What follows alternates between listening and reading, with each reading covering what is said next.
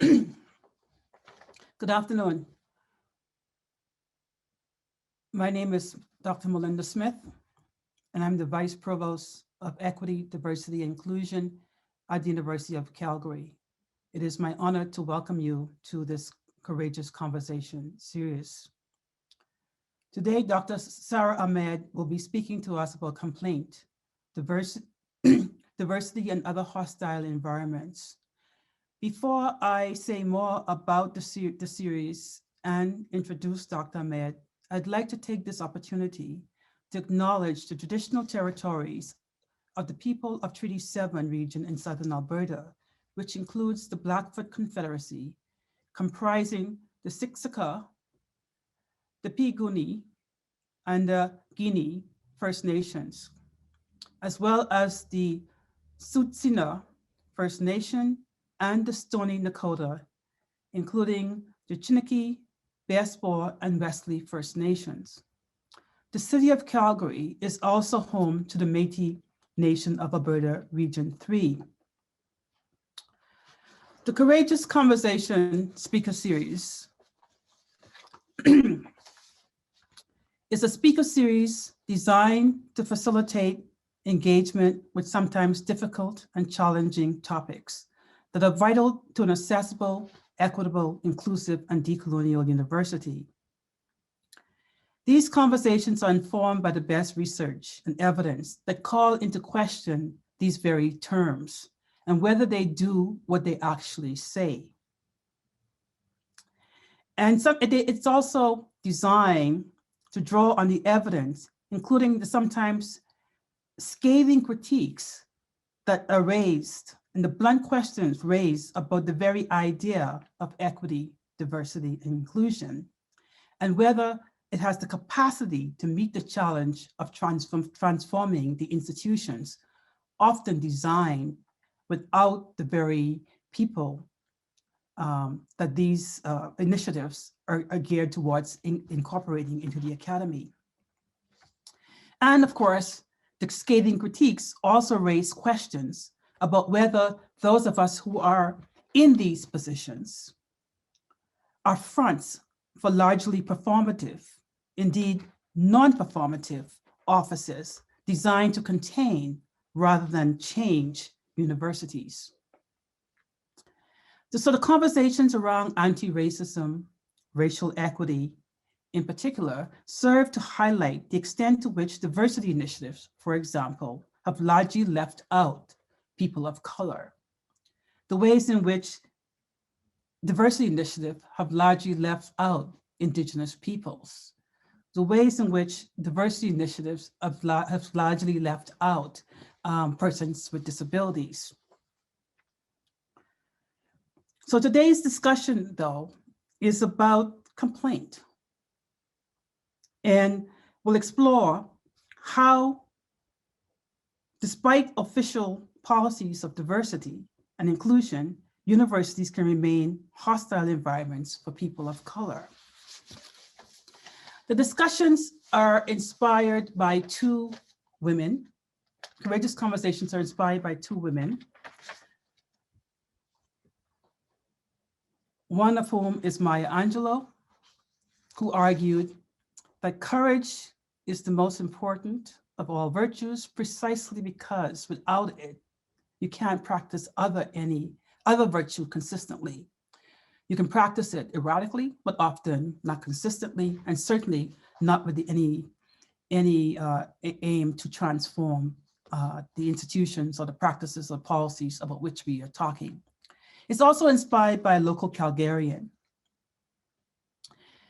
Violet King, the first Black woman lawyer in Alberta and all Canada.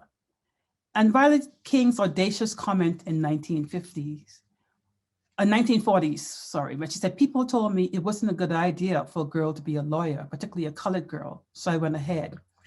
Arguably, Violet King anticipated intersectionality because in her work, she also highlighted how Chinese and Japanese and Black women had to work twice as hard to go half as far. Arguably, the kinds of critiques that Violet King made in the 1940s and 1950s still pertain today. And one of the reasons why I particularly admire and respect Dr. Sarah Ahmed's work is precisely because for the last decades, she's been raising these issues in the most powerful and poignant way of any intellectual on the planet. She might disagree with me with this framing, but I think it's quite accurate. She's singularly, in my view, one of the most compelling and intellectuals of our time. And so we are grateful to have her here at University of Calgary today. Dr. Sarah Ahmed is a writer, an independent scholar, feminist scholar. Her work traverses cultural studies, queer theory, feminist theory, critical race theory. There isn't a subject area, in my view, or a discipline that does not draw productively on Dr. Ahmed's work. Prior to becoming an independent scholar in 2016, Sarah Ahmed was a professor of race and cultural studies at the University of London, and prior to that, chair of women's studies at Lancaster University.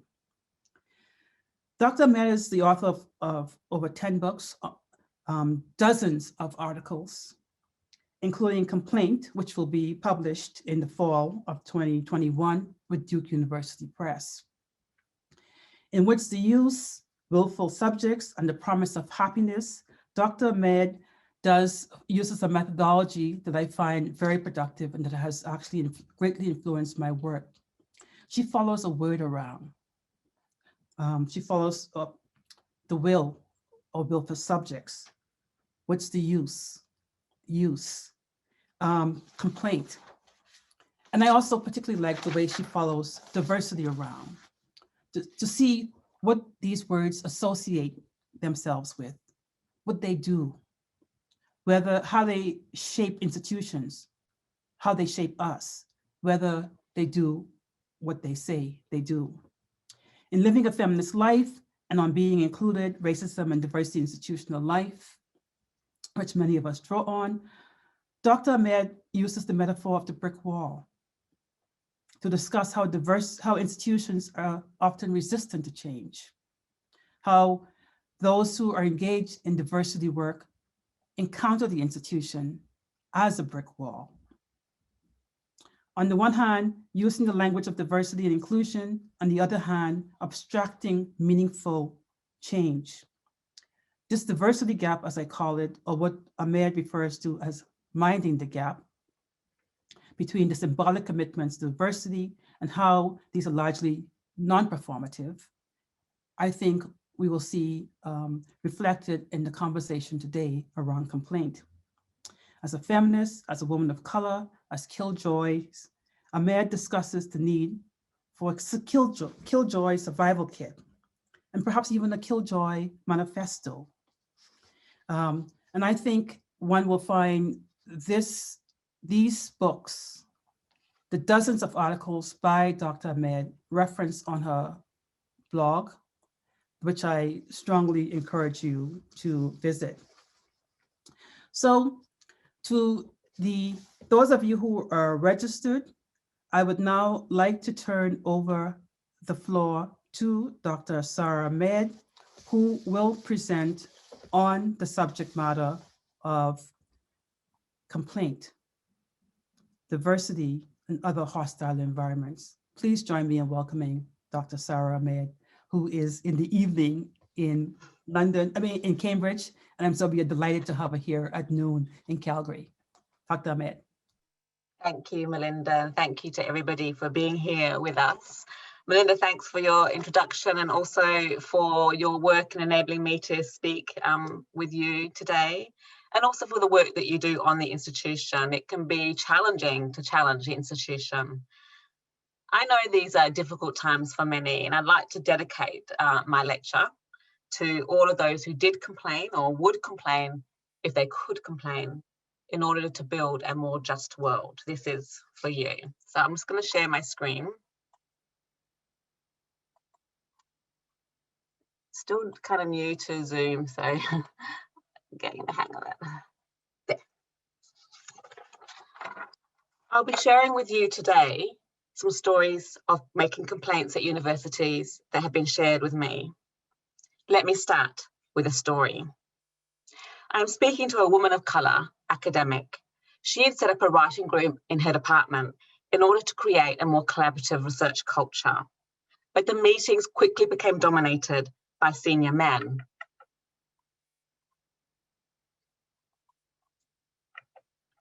What I found in each of the meetings were senior men who were bullying everyone in the room. The bullying took the form of the constant belittling of the work of more junior academics as well as postgraduate students. The first session, someone was being just really abusive about someone's PhD, saying it was rubbish. Racist comments are made. I'm from London and London is just right for ethnic cleansing. She described how people laughed and how the laughter filled the room. She comments on these comments. These were the sorts of things being aired. These were the sorts of things, sentences as sentencing, violence thrown out as how some are thrown out. Even the air can be occupied. History as stale air. So what to do? She decided to make a complaint because she wanted it recorded and because the culture was being reproduced for new PhD students. So a complaint becomes a recording device. You have to record what you do not want to reproduce. She gathers statements from around 20 people in her department, so a complaint can be a collective. A meeting is set up in response to her complaint. And at that meeting, she's described by the head of human resources as having a chip on her shoulder, as if she put the complaint forward because she had some kind of personal grudge. She adds, "They treated the submission as an act of arrogance on my part. It is as if she put the complaint forward as a way of putting herself forward." Her complaint goes nowhere. The issues are, in her terms, swept under the carpet. When those who try to stop a culture from being reproduced are stopped, a culture is being reproduced. So when you complain about how spaces are being occupied, you learn how spaces are being occupied. That occupation can be a lesson, teaches us that it's not always obvious that it is achieved or how it is achieved. An unexpected arrival into a space can also allow us to see more clearly who or what a space is intended for. In my book, What's the Use on the Uses of Use, I use this image as an image of queer use, how spaces can be used in ways that were not intended or by those for whom they were not intended. So the birds turn a postbox into a nest. For the postbox to become a nest, it needs to be stopped being used as a postbox, hence a sign, "Please do not use this box," addressed to would-be posters of letters. I'm aware that this is a rather happy and hopeful image. It is rare that you can just turn up and turn a postbox into a nest or a room into a shelter. To queer use, to enable some to take up residence in spaces that were not intended for them, usually describes a world dismantling effort. And by complaint, I think of that effort. And I would add here as well that I think of those birds as our queer kin. They turn a hole intended for letters into a door, a queer door perhaps, a way of getting in and a way of getting out of a box. So by complaint, by thinking of complaint as the effort to get in or to enable a space to be more accommodating, I'm not just referring to formal complaints. Returning to the experiences of the woman of colour academic, although she understood her own action as complaint, it was not received as such, which meant that a formal complaint process was not triggered. When I was listening to her testimony, her description of the work she had to do as a woman of colour in a white patriarchal institution, I realised that to tell the story of a complaint can be to tell a life story, all the incidences, so many incidences, the times you said something, called it out, the times you didn't, the struggles you had that led you to complain, the struggles you had because you complained. The narrowing of the complaint as a genre, a complaint as a requirement to fill in a certain form at a certain time in a certain way, is how many of these struggles are not recorded. So although I began my project as a study of formal complaints, I realized really early on that to keep that focus would be to narrow it too much, to miss too much. So since June 2017, I have gathered oral and written testimonies by students and academics about experiences of complaint, whether those complaints were made formally or not. In today's lecture, I will share stories by Black, Indigenous, and of colour academics and students. And I need you to know that these stories include details of sexual and racial harassment, as well as bullying.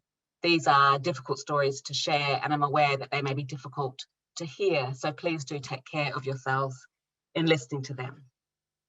My project in being on complaints made at the university is also on the university.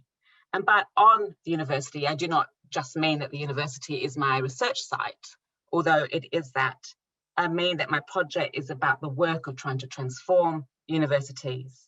I'm deeply indebted to critiques of diversity and the university offered by Black feminists and feminists of colour, such as Jackie Alexandra, Surma Bilger, Hardy Mirza, Chandra Tape Mahanti, Melinda Smith, Shirley Ann Tate, and Gloria Becker. I think of these critiques as counter-institutional. They teach us how universities work, for whom they work, in part by showing us that diversity does not necessarily change how universities work or for whom they work. Counter-institutional work in feminist hands is often housework, with all the drudgery and repetition that that word implies. Administrative work, also care work, because if we need to transform institutions to survive them, we still need to survive the institutions we are trying to transform. So if to tell a complaint can be to tell a life story, it goes on and on. To tell a story of complaint can also be to tell another story of the institution. And that story often counters the institution's story, including the institution's story that it tells of itself. So on paper, this is the institution's story, I would say. This is how a complaint might appear, a flowchart. There are lines and arrows that give the would-be complainer a clear route through. Things are not always as they appear on paper. I look at this complaints procedure and I see diversity. Diversity as papering over the cracks, diversity as smoothing out an appearance.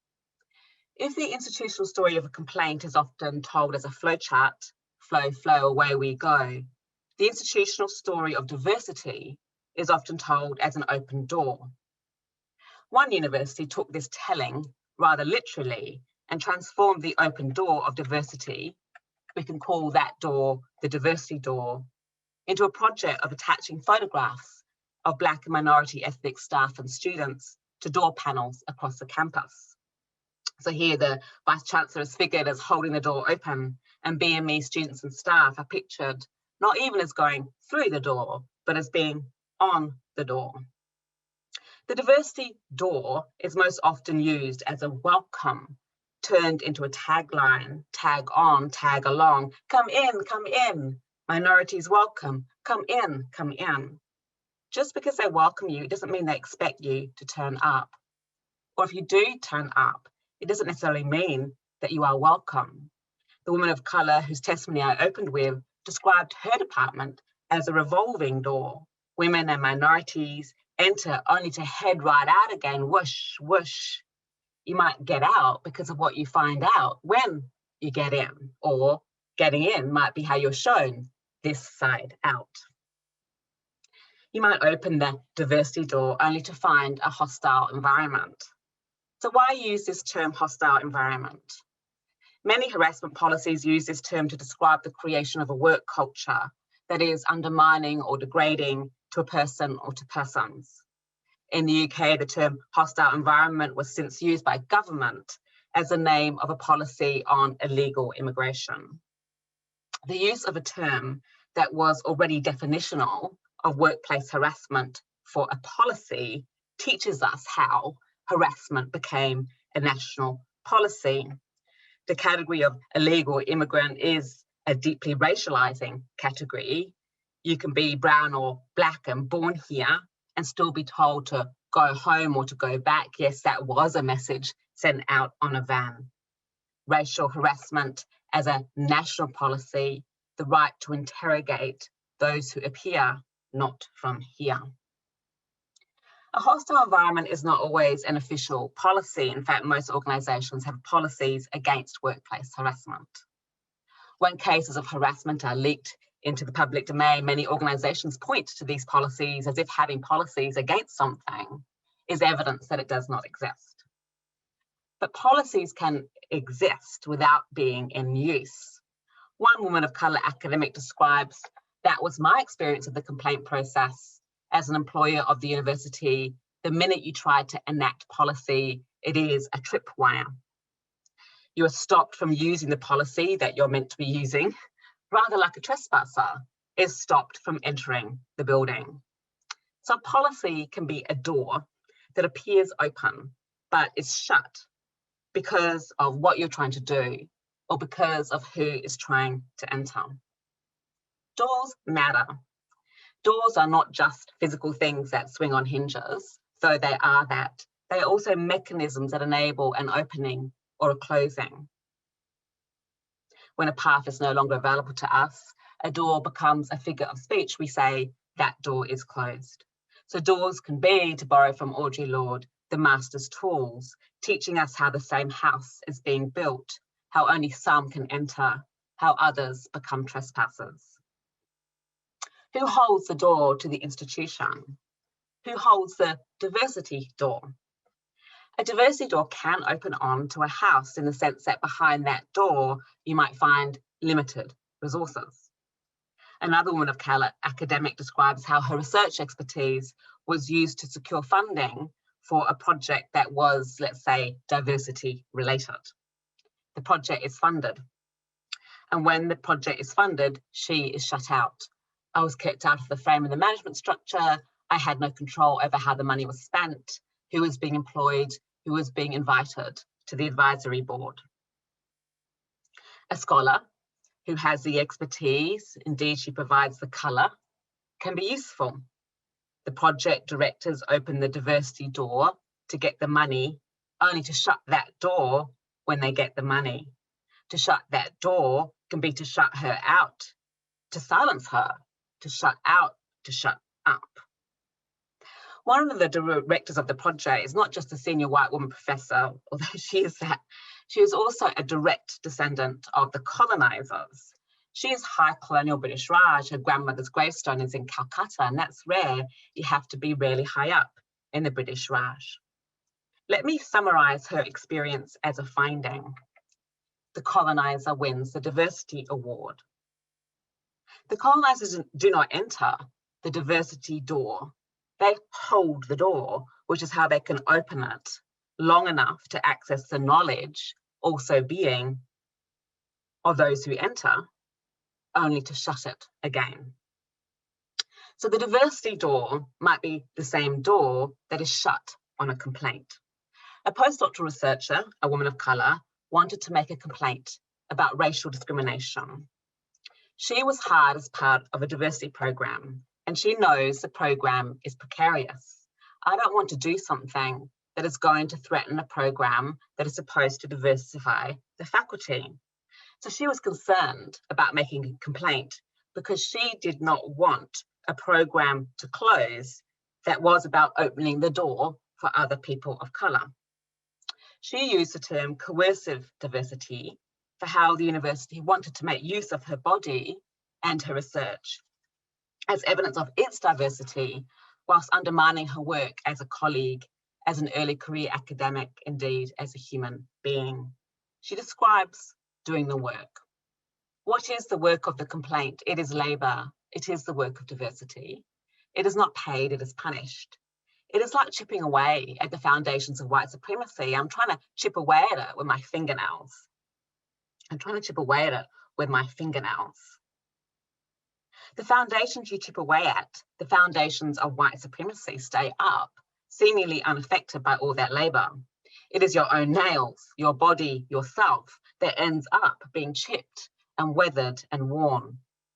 I think back to how a diversity practitioner described her work to me as a banging your head against a brick wall job. She really hit the nail on the head with that description. The wall keeps its place, so it's you that gets sore. And what happens to the wall? All you seem to have done is scratch the surface. Scratching, in other words, gives you a sense of the limits of what you can accomplish. I suggested earlier that complaint can be the work we have to do because institutions are not built for us. Some might have to complain in order to enter the room. You might not be able to get to the door, let alone get through the door. An academic has to keep pointing out that the rooms are inaccessible because they keep booking rooms that are inaccessible. She has to keep saying it because they keep doing it. I worry about drawing attention to myself, but this is what happens when you hire a person in a wheelchair. There have been major access issues at the university. She spoke of the drain, the exhaustion, the sense of why should I have to be the one who speaks out? You have to speak out because others do not. And because you speak out, others can justify their silence. They hear you. So it becomes about you. Major access issues become your issues. Structures are often treated as issues made personal. If you have issues, you might end up on the diversity committee. She identifies as biracial. She's a lesbian as well as being disabled. The more issues you have, the more diversity committees you end up on. She talked to me about how in a previous post you'd been a diversity hire. I was brought in to assist with some cultural change to bring in diversity and a progressive curriculum. But when an organisation appoints someone to assist with some cultural change, it does not mean that those within the organisation are necessarily willing to be assisted. I found being the only woman in a senior management group quite a distressing experience. There were lots of sexualised conversations. I felt like I was in a latrine.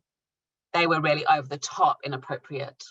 There were also racialised conversations. They always referred to the black boy.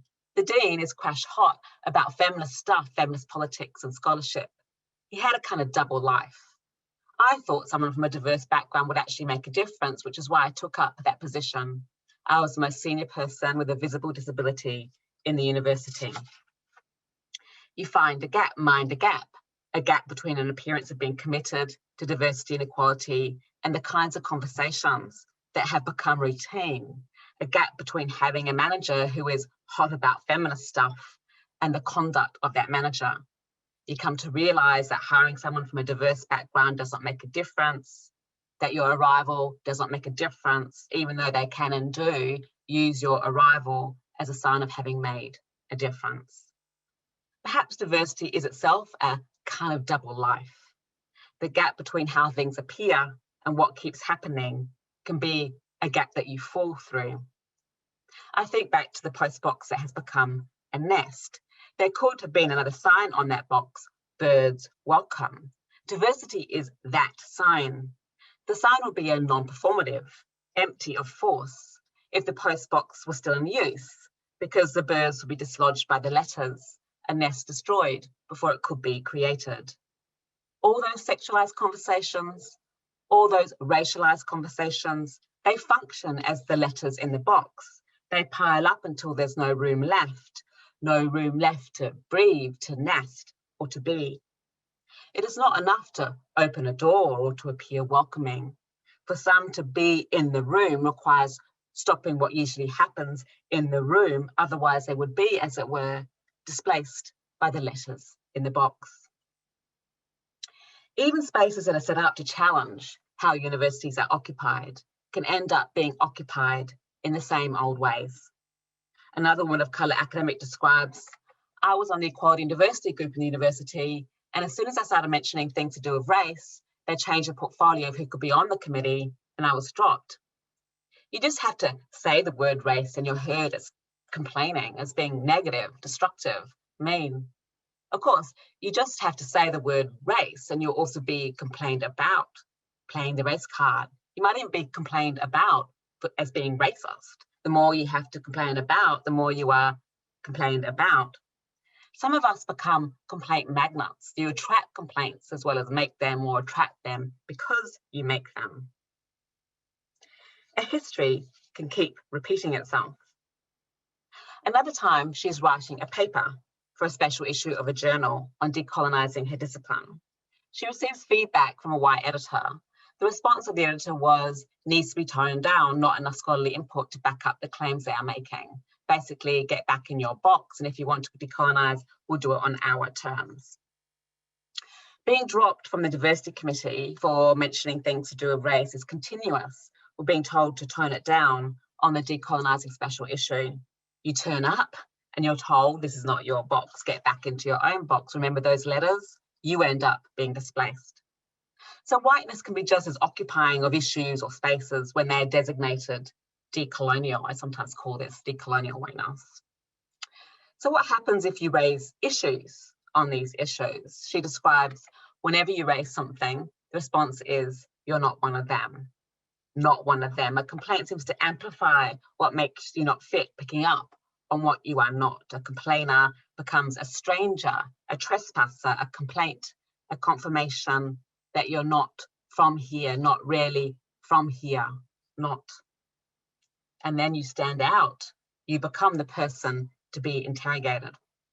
Another woman of colour academic files a complaint about academic misconduct against a postgraduate student who plagiarises her work. The student is supervised by a senior white man in her department. She receives a report and asks a friend who's a legal expert to read it. She came back and she said, you know how it goes in rape trials, don't you? And I said, yes. And she said, this letter is asking you questions on the grounds of why you should not have been penetrated. You basically have to defend why you should not have had this happen to you despite all the evidence. It is a painful connection to make between what happens in a rape trial and what happens in an academic misconduct case. Pain can be that connection. When a woman of colour's work is stolen, she is being made responsible for that theft as if she caused it to happen, as if she invited it. Consider that ideas are often assumed to originate with some people, ideas as becoming seminal, ideas as passed down a line from a white man professor to his student. In claiming misconduct against a professor's student, she has crossed that line. Perhaps it's inexplicable to the professor and to those who fall into line that a woman of colour has ideas that will be deemed worthy of taking. Or perhaps if she has ideas, those ideas are judged as not really her own ideas or not even as ideas, her work becoming just there for the taking, unmediated data, uncultivated nature. And then when she claims her ideas have been taken, she's questioned as if there's something wrong with her claim. When some people complain about being wronged, interrogation is made a right. A trans student of colour made a complaint about sexual harassment and transphobic harassment from their supervisor, who kept asking them deeply intrusive questions about their gender and genitals. Questions can be hammering. For some to be is to be in question.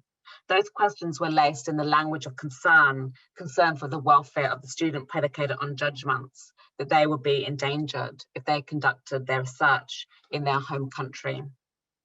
Racist judgments are often about the location of danger over there in a black or brown elsewhere.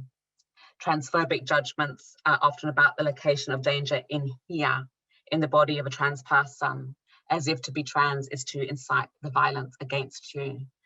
Over there in here, for trans people of colour, the point of intersectionality can be everywhere. When they complain, what happens? People were just trying to evaluate whether he was right to believe there will be some sort of physical danger to me because of my gender identity, as if to say he was right to be concerned. The same questions that led you to complain are asked because you complain. So much harassment today is enacted as a right to be concerned. We have a right to be concerned about immigration as citizens. We have a right to be concerned about sex-based right as adult human females, and so on.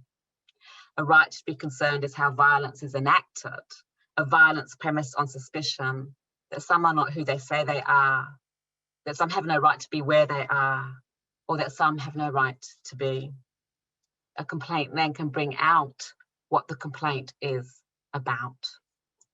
An Indigenous student made a complaint about white supremacy in her classroom. It's an Indigenous studies class, she describes.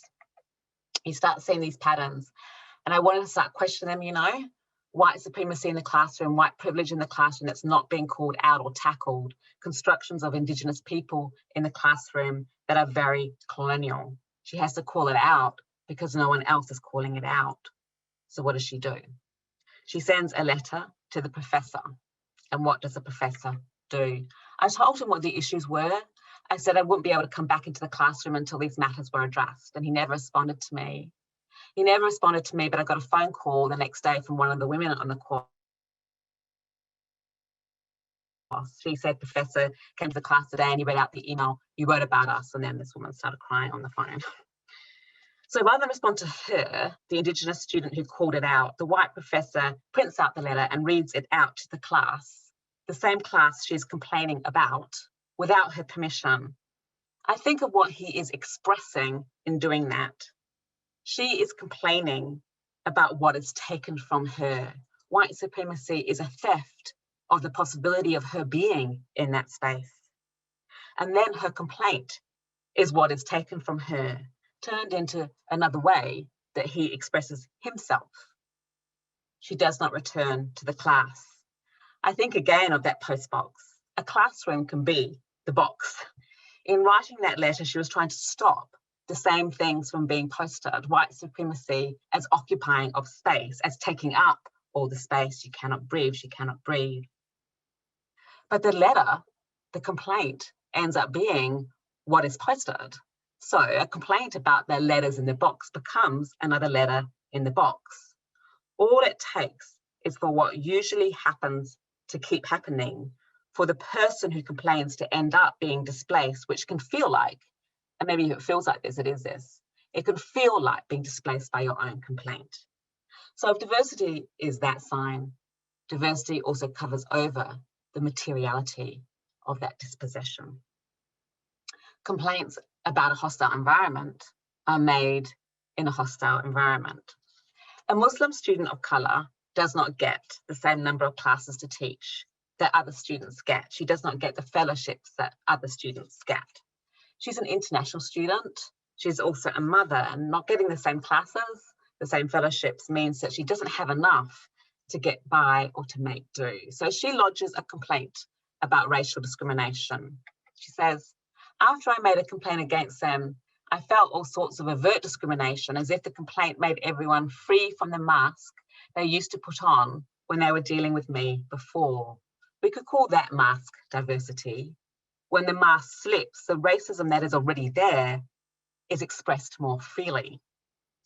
So she decides to change programs, but she needs the support of the professors to get into another program.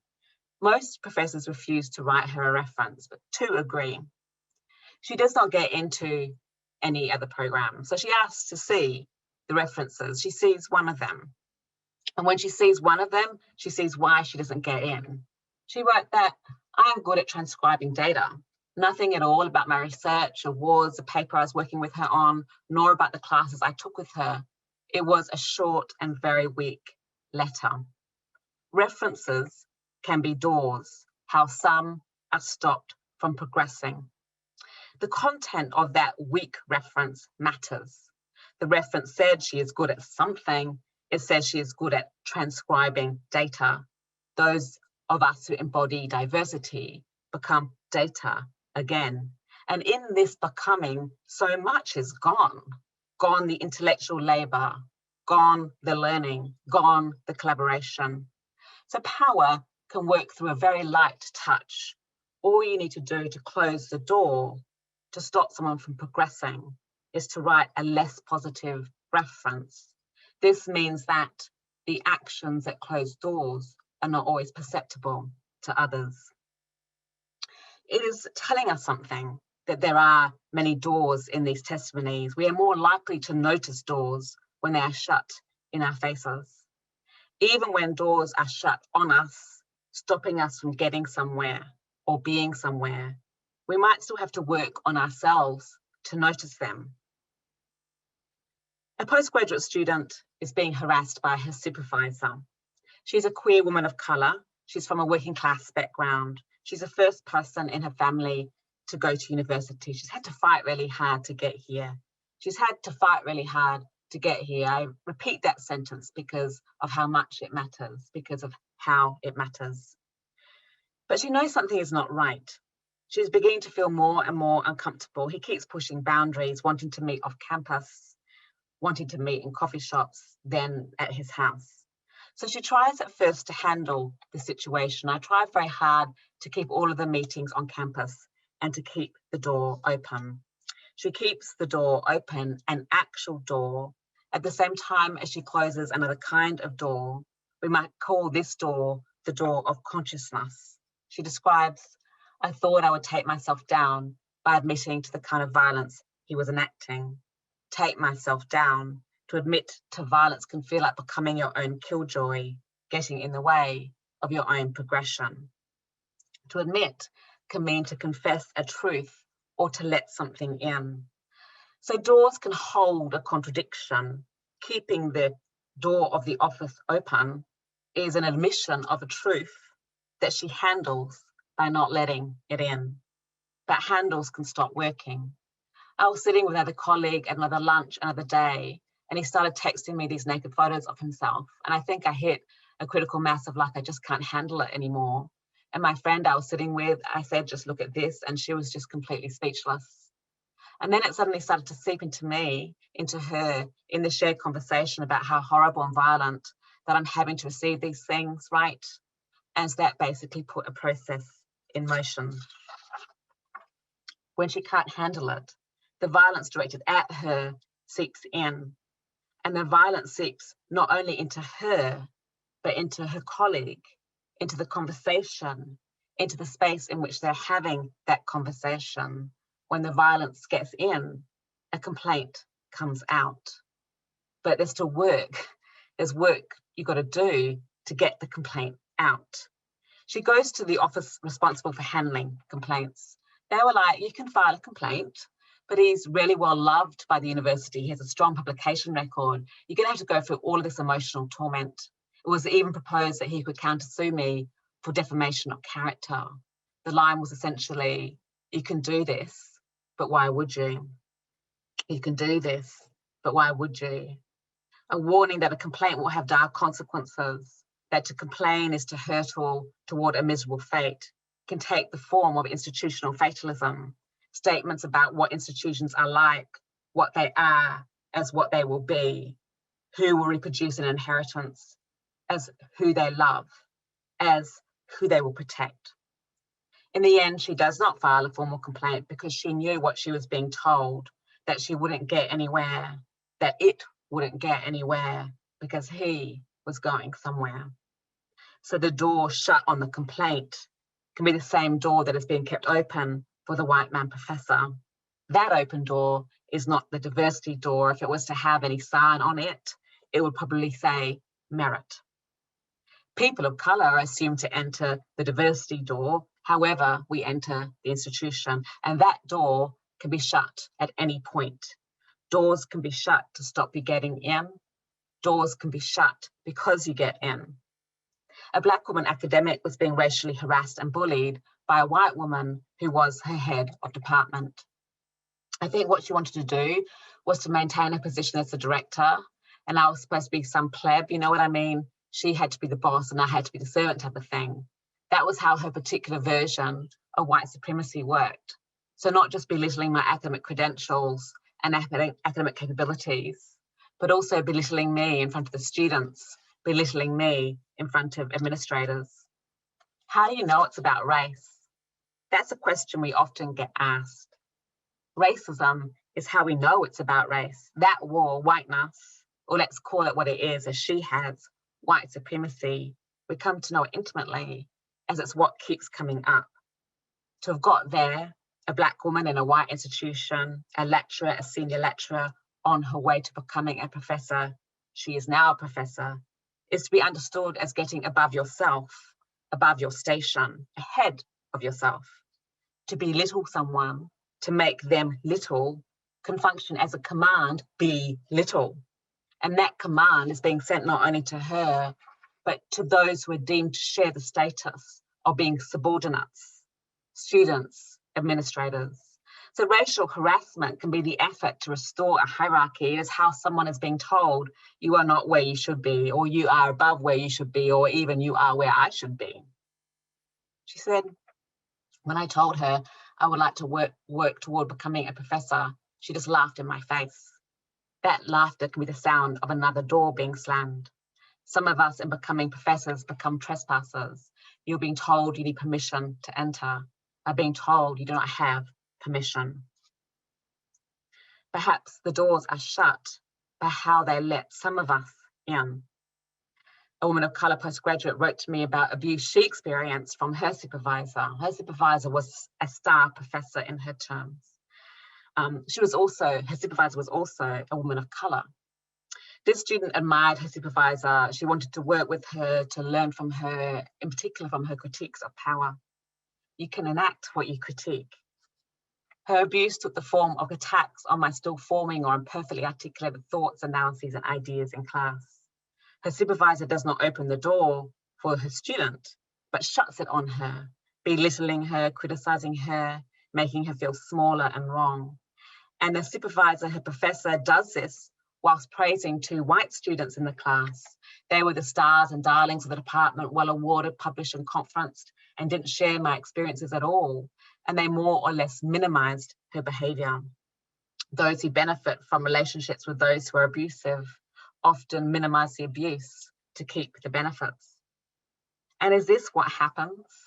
Some of us become professors, even star professors, singled out because or when we show we are willing to identify with the master, to love whom the master would love, to target whom the master would target.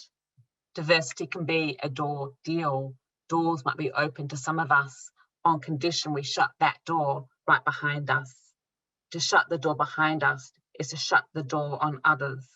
To shut the door on others, perhaps we don't even see ourselves as the others. And then there can be a refusal to even recognize that the door is there. Sometimes, in order not to shut the door on ourselves or on others, we might have to shut the door on the institution. I'm listening to an Indigenous woman academic. She told me she could barely get to campus after a sustained campaign of bullying and harassment from white faculty, including a concerted effort by a senior manager to sabotage her tenure case, as well as a tenure case of other Indigenous academics. When you are harassed and bullied, when doors are closed and slammed, making it hard to get anywhere, it is history you're thrown up against, that you're up against.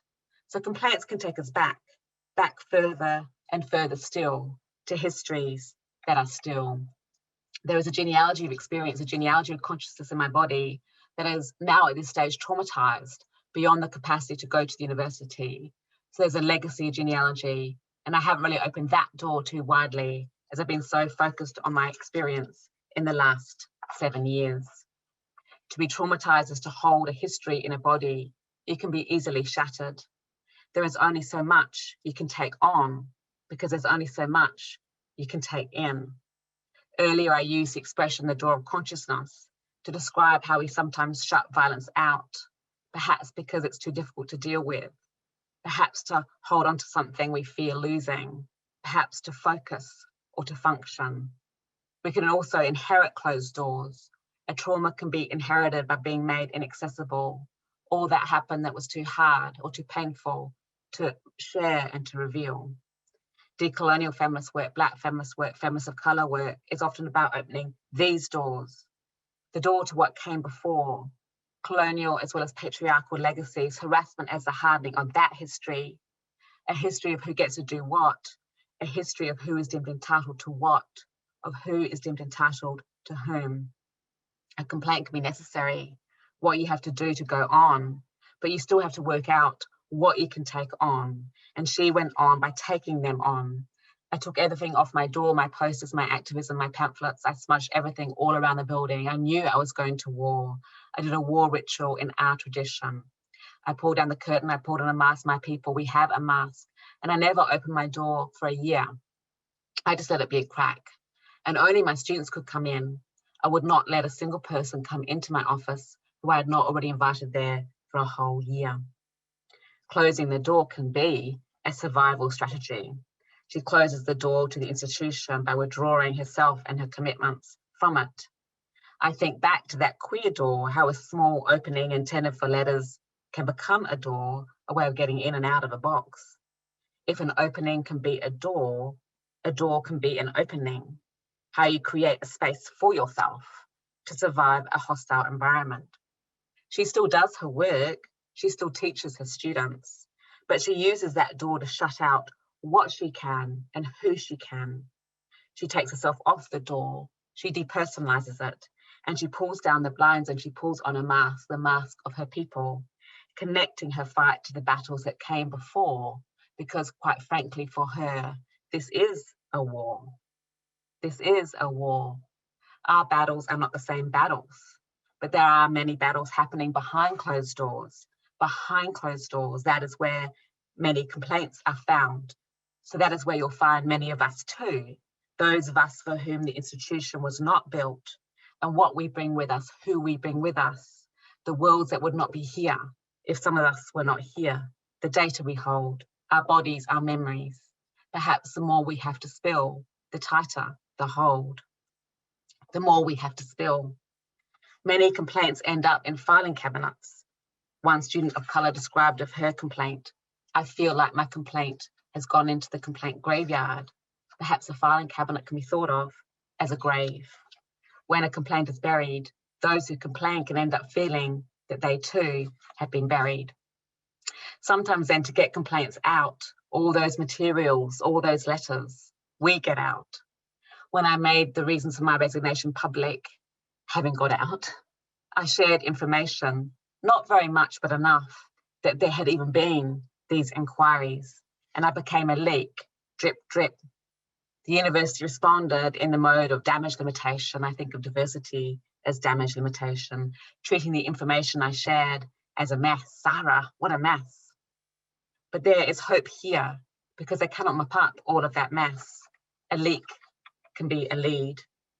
By becoming a leak, I also became easier to find. People came to me with their complaints. That we find each other through complaint is a finding. Posting that letter was how I became part of a collective, a complaint collective. We are assembled before you. So even when complaints lead us to leave, we leave something of ourselves behind by complaining. An Indigenous student made an informal complaint about white supremacy in her classroom. We've heard from her already. We've heard from her about how her complaint was contained in that classroom. Towards the end of her testimony, she said to me that an unexpected little gift was how other students could come to her. They know you are out there and they can reach out to you. She used that expression twice, an unexpected little gift. A complaint, in taking you back, can point forward to those who come after, who can receive something from you because of what you tried to do, even though you did not get through, even though all you seemed to do was scratch the surface. Yes, those scratches, we are back to those scratches. They seemed at first to show the limits of what we could accomplish, but they can also be what we leave behind. Complaint as testimony, complaint as how we scratch our letters onto the wall. To hear complaint is to hear the sound of labour, scratching on the wall, knocking on the door. I hear Audre Lorde knocking on the door, telling us something's up. In an interview with Adrian Rich, Lorde describes her fascination with a poem, The Listener, a poem about a traveller who rides a horse up to the door of an apparently empty house. These are Lorde's words. He knocks at the door and nobody answers. Is there anybody there, he said. And he has a feeling that there really is somebody in there. And then he turns his horse and he says, tell them I came and nobody answered, that I kept my word. I used to recite that poem to myself all the time. It was one of my favorites. And if you'd asked me, what is it about? I don't think I could have told you. But this was the first cause of my own writing. My need to say things I couldn't say otherwise, when I couldn't find other poems to serve. It is important to follow Lorde to go where she goes.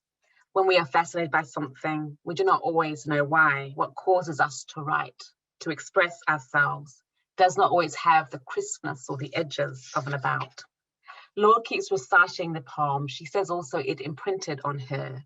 I think of that imprint, the print of a poem on a person.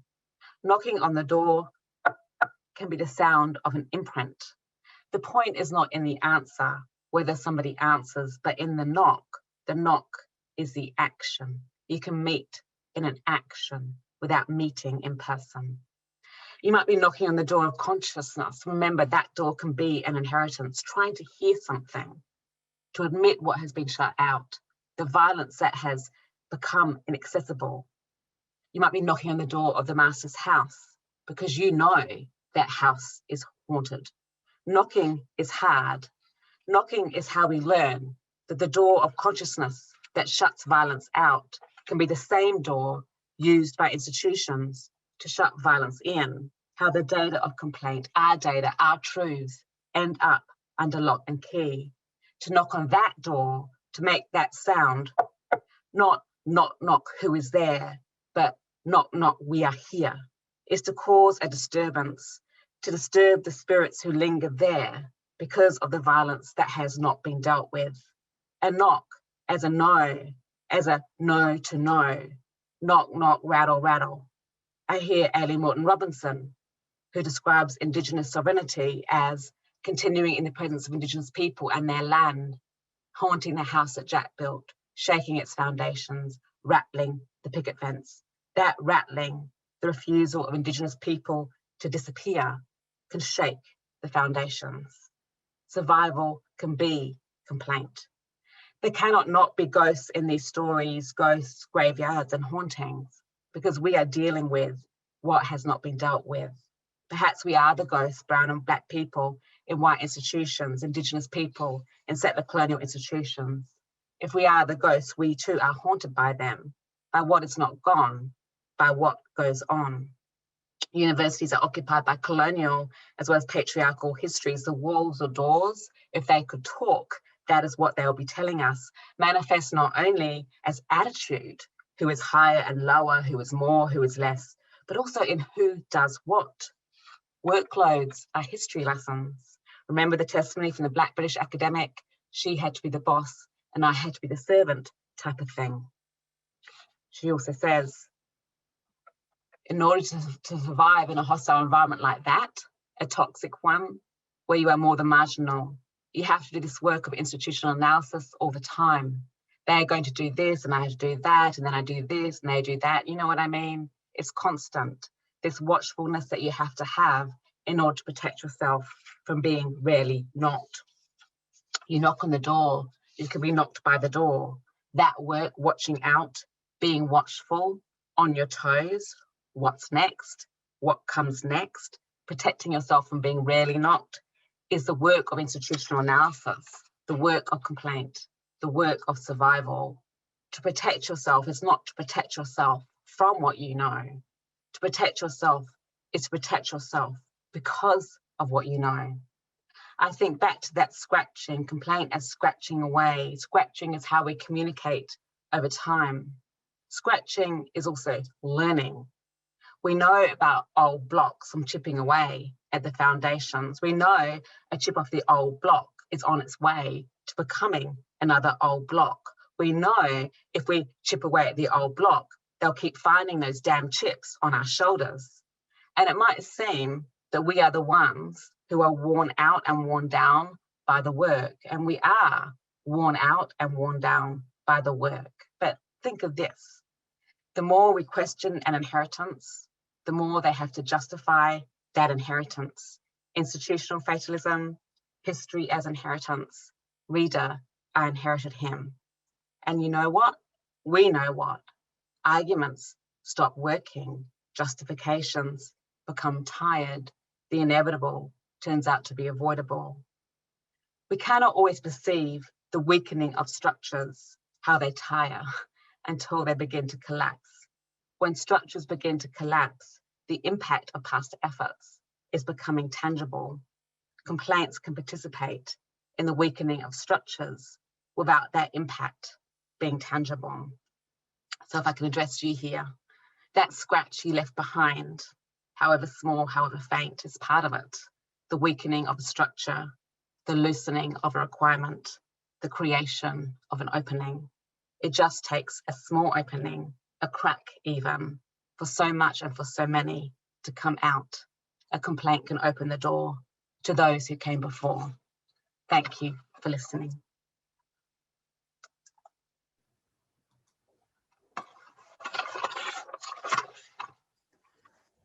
Thank you very much,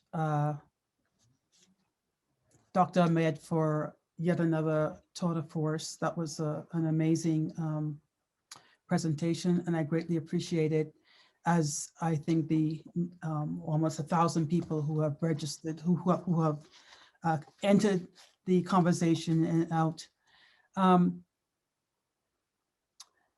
Yeah, every time I hear you speak, I learn something different, and I'm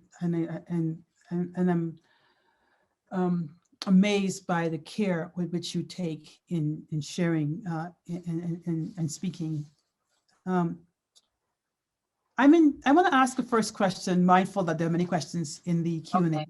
You can I just, before you ask the question, before I do that, though, I want you to do what you have to do with. I have to open the door to potentially let my doggy in case she needs to come in. So I'm just going to stop my video, and I'll be back in 2 seconds. Yes. So yes.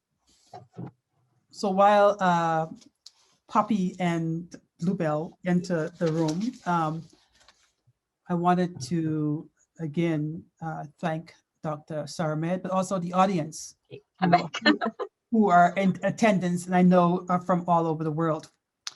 I am intrigued by your use of spaces and the idea of spaces being occupied, and of course immediately that conjures the idea of war, and for political scientists, and in world history, where those occupied make occupied spaces uncomfortable or unusable for occupiers. And I'm just curious what you think about what are the ways that such occupied spaces can be made uncomfortable. I'm also thinking about the ways in which you use the language of trespassing and so that this house or entry or exit or closure or illegal immigrants, all of this is attentive to space. So yeah, so so again, where those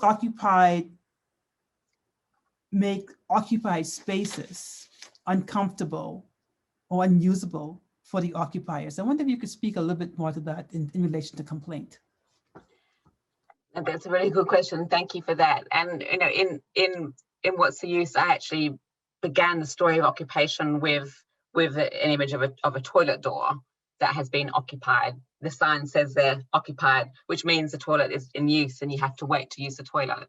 So I was actually, in starting with that toilet door, trying to think about occupation at what might seem to be quite a banal level, like who is in a space and how do we know when a space is currently being used, and going from that apparently banal but also important, because obviously a toilet is also about a function, a bodily function, that's something that's necessary.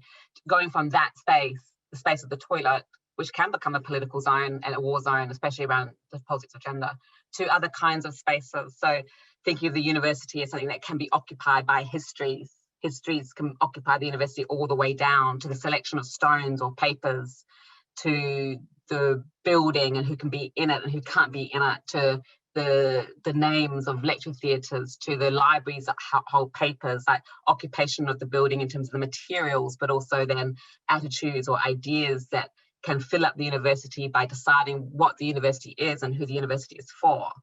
So I was trying to then to think about occupation at the level of certainly who gets to be seen as a legitimate resident, and the trespasser allows us to know that certain arrivals are deemed illegitimate, and universities are very policed environments.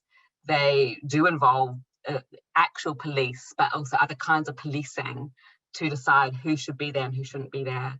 So I am sort of interested in thinking, you know, at the level of the nation state and the trespasser and the figure of the illegal immigrant, you know, the way in which that is quite central to harassment as a policy. But going from there to an institution like the university, to a room like a seminar room, to a toilet, like going across these different scales is actually important to me methodologically. But yeah, the question then being about comfort and discomfort, I think, you know, in a way, I do remember like Marx and Engels in The Holy Family talk about how power often works by making the people feel uncomfortable, so they leave a space of their own will. And in a way, a lot of the work that I have done has been much more about how comfort is used to secure the occupational spaces.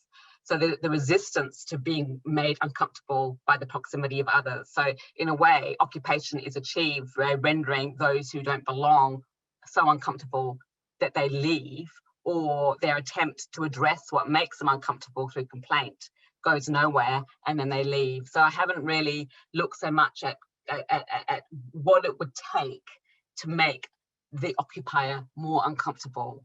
And I think in a way, a complaint can be an effort to do that.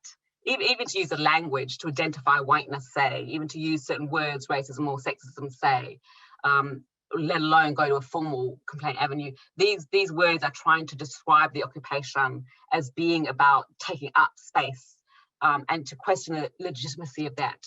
So I think partly what we're looking at when we're looking at complaint or calling out or naming, we are thinking about the strategies people use individually and collectively to create a discomfort where there has not been any.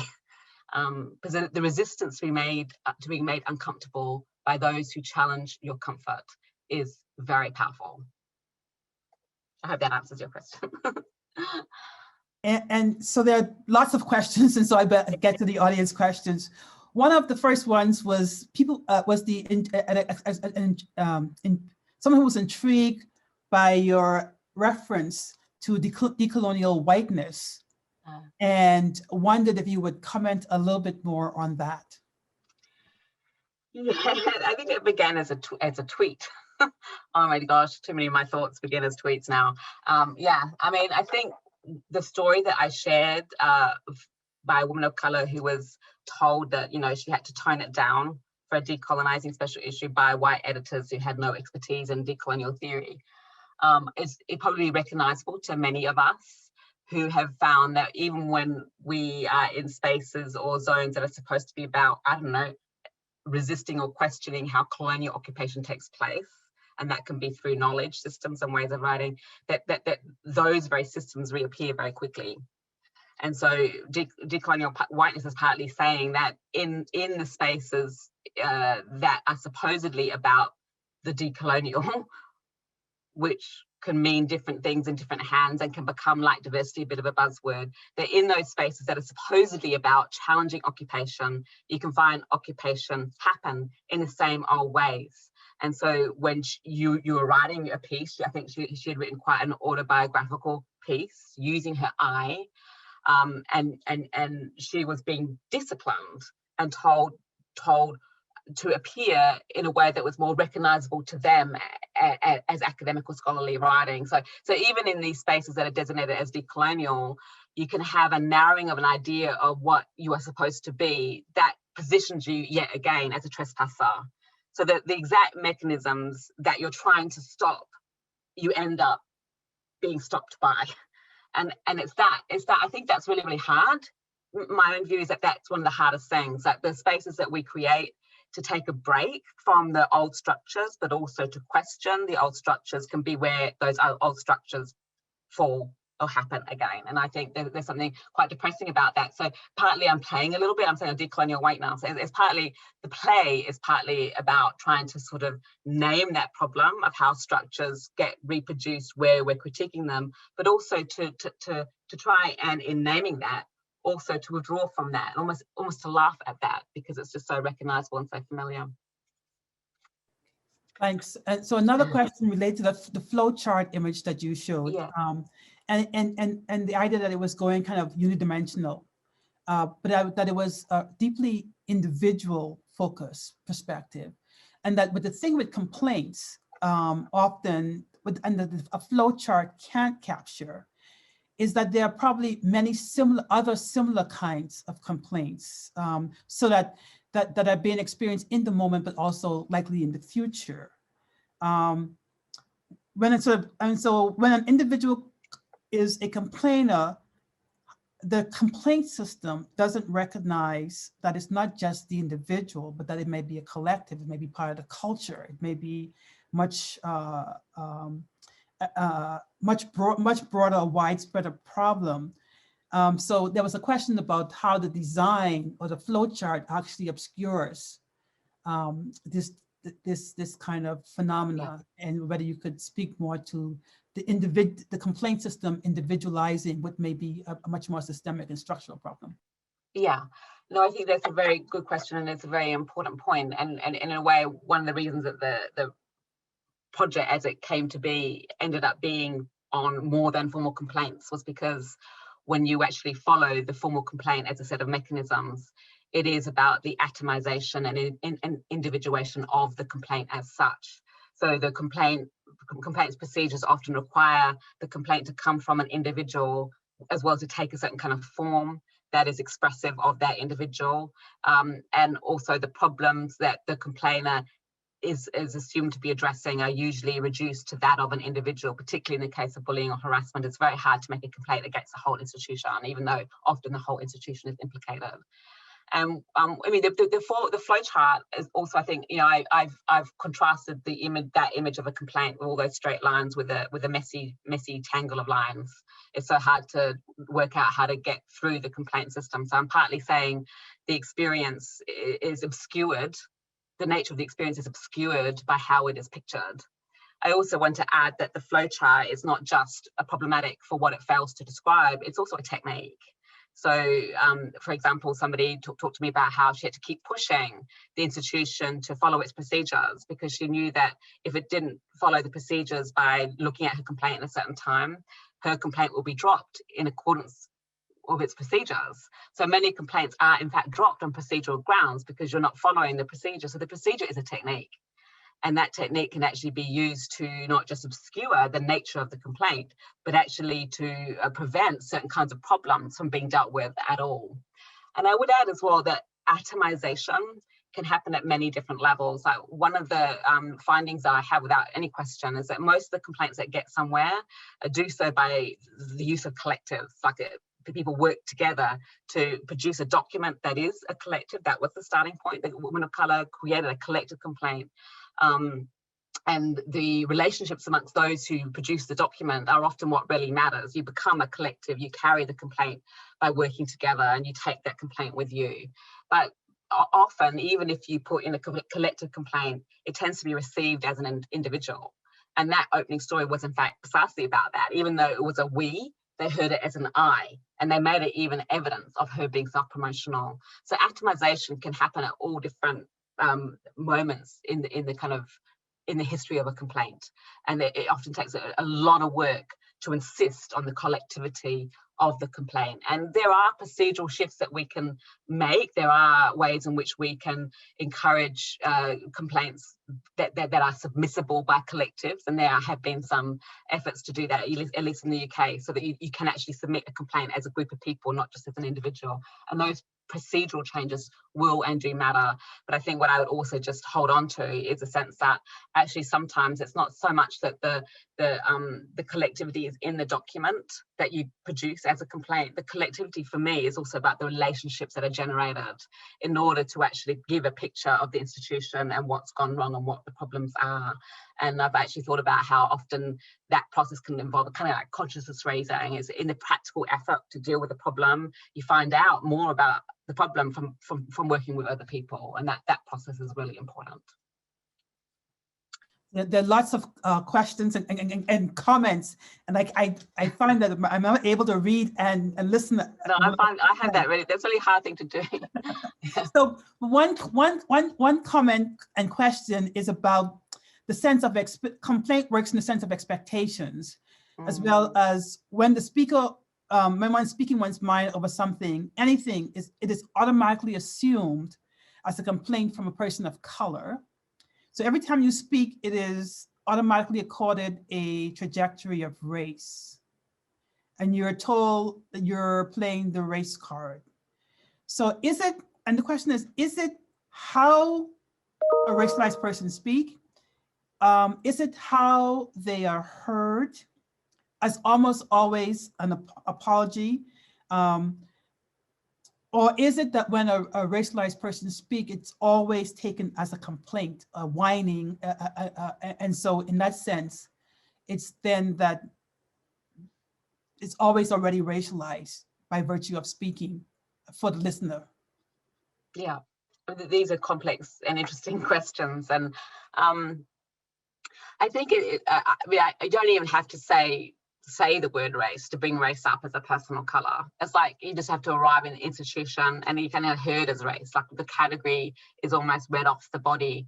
And the discomfort, going back to that question, that raises is partly then projected onto you. So I think there's a way in which I would say that, you know, if you were visible or seen as a person of color and you say something, you are heard as mining or complaining, whatever you say.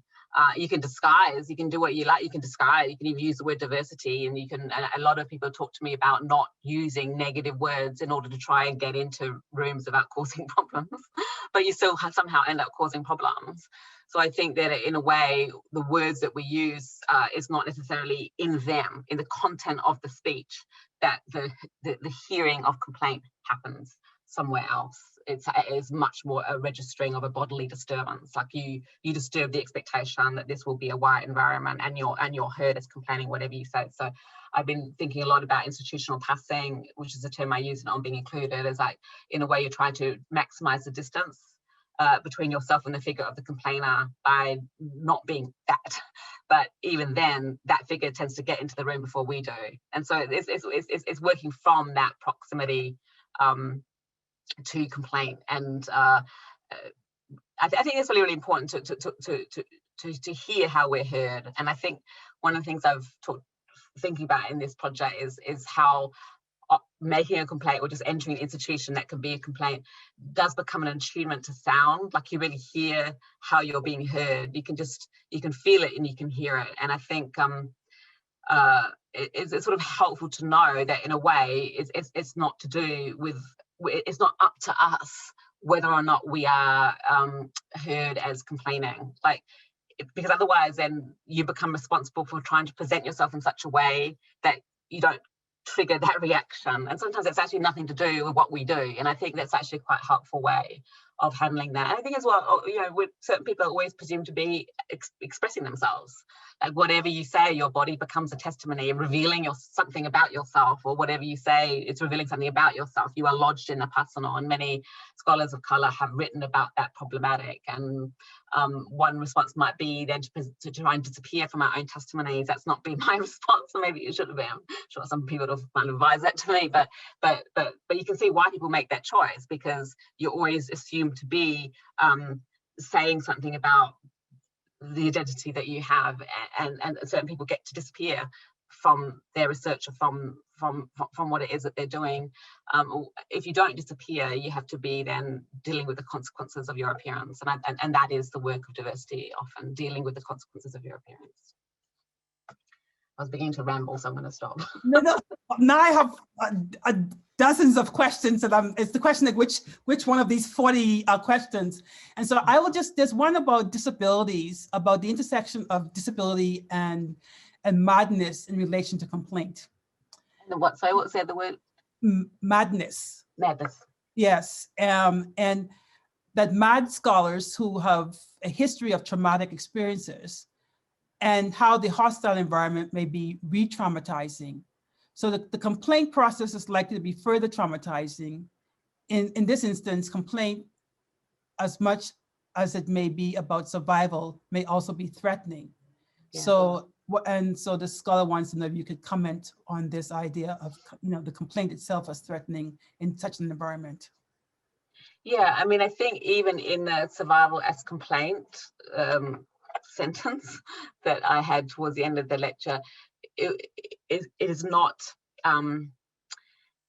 that far away to hear the threat. That in a way, what I was trying to imply by that sentence, survival as complaint, was also that not all complaints are expressed in the usual way, by declaring what you think or feel about a situation, or by submitting a form to the right people in the right way. That there are other kinds of complaints. So sometimes, for example, if the expectation is that you will disappear, that you're not here, if you stay there, that is a kind of way of saying no. It's saying no to the world that demands your disappearance, that expects it. So that's what I mean by survival as complaint, that actually sometimes by virtue of not disappearing or not giving up desire or will to be in certain spaces, that is a kind of way of saying no to the institution and its violence. And that no might not even be audible to others as no. So I think there is a way of thinking about one of the consequences of the hostile environment is not wanting to stand out anymore, because you already stand out. What you need, who you are, already makes you feel like you are a stranger or a trespasser, whether or not you are seen by others. It can make you feel like that because the institution is intrusive on what you need and in order to function, in order to be safe. So I think that the conversations I had with people involve many people talking to me about actually not complaining, or not complaining in an obvious way, or being too direct about it. But that's what they did because that's the only way they could manage to get through. And I had some really important testimony from neuroatypical academics about how, like, even though, you know, the environment was hostile, that they felt they had to make a complaint because they didn't get the time and the space that they needed to do their work. And then how, yes, going through that complaint process can be re-traumatizing, and also it can take up more time and more work. So what you have to fight for what you need, but then in the fight you compromise what it is that you need, and that kind of bind that the complaint you have to do in order to get what you need, but the complaint stops you getting what you need, is really so much of what this project is about. It's not a resolution. I have no resolutions, I'm sorry. I've never been very good at resolution. It's more trying to describe it. Trying to describe that bind. The description for me really matters to get at it, because it is incredibly difficult and wearing, and so much of that work is just not visible to those who don't have to fight to do their work. So there are what do you do with dozens of questions? But there are, pick the ones you like. there are a few of them that are about the relationship between BIPOC. Okay, so one, I'll give you just a couple of them. So one is, for example, if you could speak to the particularities of anti-Black racism vis-a-vis other forms of racism. And as you know, in the context of Canada, but North America, there's been just a surge in anti-Asian racism. Yeah. And this is also fueled within the context of COVID, where people are calling COVID racisms as well. But what's the relationships between anti-Black racism versus other forms of racism in the academy, in your methodology, and how in your methodology do you address it? Another kind of question is about the relationship between white appearing Muslims and Muslims of color, and their relationship, and whether there's a kind of privileging of those who are white within the academy. And again, how does one address with it? And then finally, I'll just give you another one that's kind of related but different, about whether in fact, about the complicity of POC with white supremacy within the academy, and why that occurs. And that's all we're going to be able to address. I don't know how you're going to do it, but good luck. Oh my God, me neither.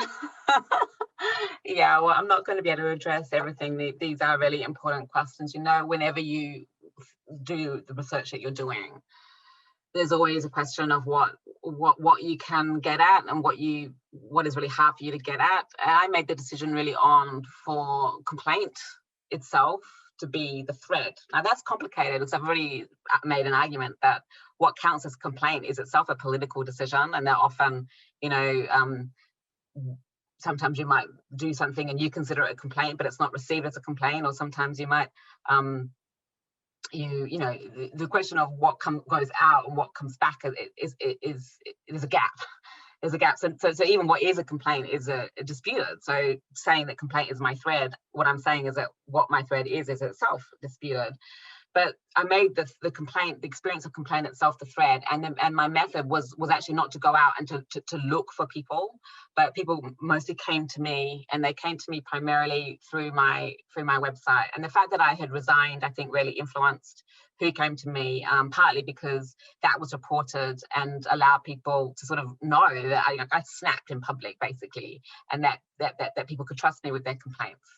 So I have, you know, been in communication with hundreds of different people, but I didn't like try and do research with such and such category of person. So I wasn't like going out and saying I'm going to be speaking to women of colour about complaint, or black women about complaint, or Indigenous women about complaint. Many of the people who came to me were those people, which is something to do with the kind of affinities they would have for me and I for them, the kind of projects that I'm doing and they're doing, that they met. They met, and thus they are in my data. But my data wasn't organised around finding those groups of people. And what I've really tried to do is use people's language. So if people sort of talk to me, this is how I identify, then I will use that language too. And I think there's a way in which, you know, I haven't even given locations to that tonight. You'll notice I haven't said where people are. Mostly people were speaking to me from the UK, but you would have been able to tell some of the people weren't, because I was using language like tenure. We don't have that language. I was talking about Indigenous peoples, and we have Indigenous, the use of the word Indigenous in the UK means something entirely different. So there's a way in which there's so much in the data about racism and about how racism works and how you're heard as complaining by dealing with racism. But I haven't really organised it around trying to think about the differences between different kinds of racism, although I think some of the testimonies that I have do address colorism and anti-black racism, and how sort of the whole dark-light dichotomy, how that gets distributed institutionally as a value system. So I think there's a way in which a lot of the data that I have, I mean, people are talking quite explicitly about white supremacy. They're not sort of using neutral language of whiteness. It's not that whiteness is neutral, but it's less confrontational, perhaps. It less describes the problem that we need to describe.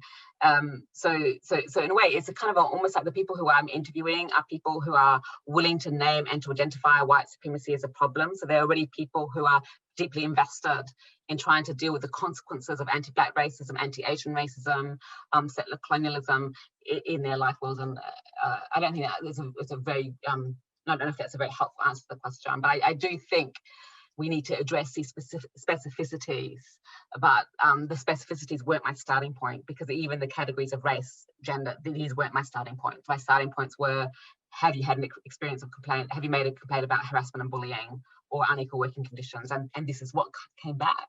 And I'm trying to make sense of what came back. What was the other question?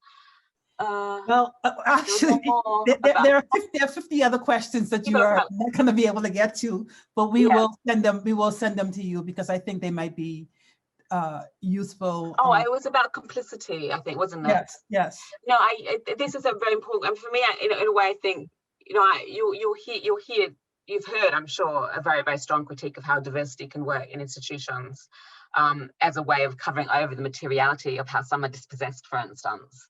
I think there's a way in which what I also want to say is that it's perhaps a little bit of an easy target to point to EDI, for instance, as complicit. I think the project has actually shown me that complicity works in all sorts of spaces where you might not expect it, that often those who identify quite radically as against institutions can be the most complicit in forms of abusive behaviour and harassment. And in fact, actually being anti-institutional is often a very good guise for complicity, because it appears to be that you're saying no to something, you're withdrawing from the necessity of having your behaviour police, for instance, whilst enacting some of the worst forms of behaviour. So one of my real concerns is to make sure we don't assume complicity is only being found in in the more obvious spaces. Complicity can happen in other spaces. It can happen in even decolonial journals. It can happen in feminist spaces. People become complicit with the reproduction of the very systems that they say in public they are keen to dismantle. I can see I feel quite strongly about that. And I think that there are actually a number of stories that have been shared with me, and I gave you one one example of a woman of colour postgraduate whose supervisor was basically very much identifying with the whiteness of mastery, and who was bullying the other women of colour students that were at one level more like her. And I think that I can think of lots of examples of politics or people of colour where there is a kind of over-identification with the master, and that's often achieved by disassociating oneself from the others, and even by enacting the very policing or border regimes that designated others as trespassers. So describing that kind of complicity, how some people open the door for their own careers by shutting on other people, is actually a very important part of the project, and difficult to deal with, I think.